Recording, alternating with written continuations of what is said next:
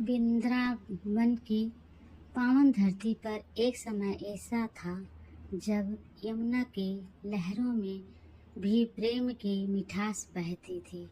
चारों ओर हरे भरे कुंज, फूलों की सुगंध, मोर की मधुर आवाज और कदम के पेड़ों की छाया मन को मोह लेती थी।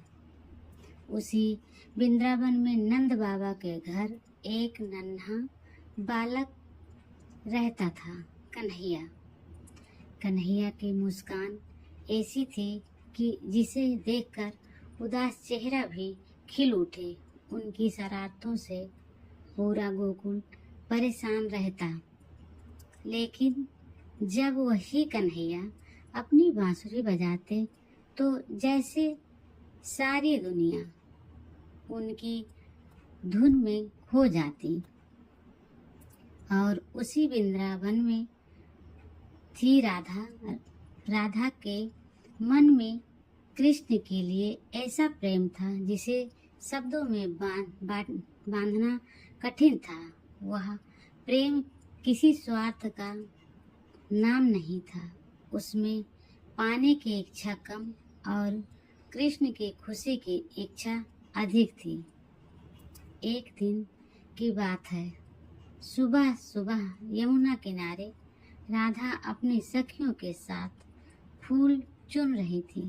अचानक दूर से बांसुरी की आवाज सुनाई दी। राधा के हाथ वहीं रुक गए। एक सखी ने मुस्कुराकर कहा, राधे, लगता है आज फिर कन्हैया ने तुम्हें बुलाया है।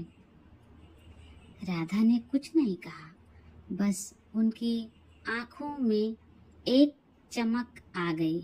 बांसुरी की धुन धीरे धीरे पास आती गई।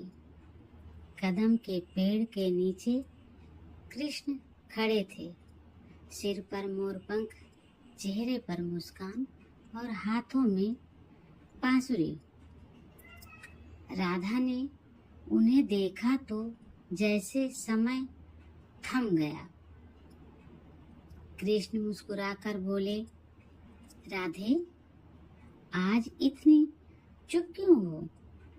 राधा ने धीरे से कहा, कान्हा, आपकी बांसुरी सुनकर शब्द ही भूल जाती हूँ।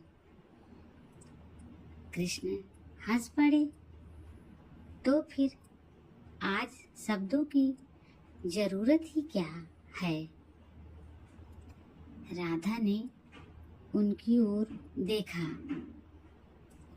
दोनों कुछ क्षण चुप रहे। उस मौन में भी बहुत कुछ कहा जा चुका था। राधे राधे।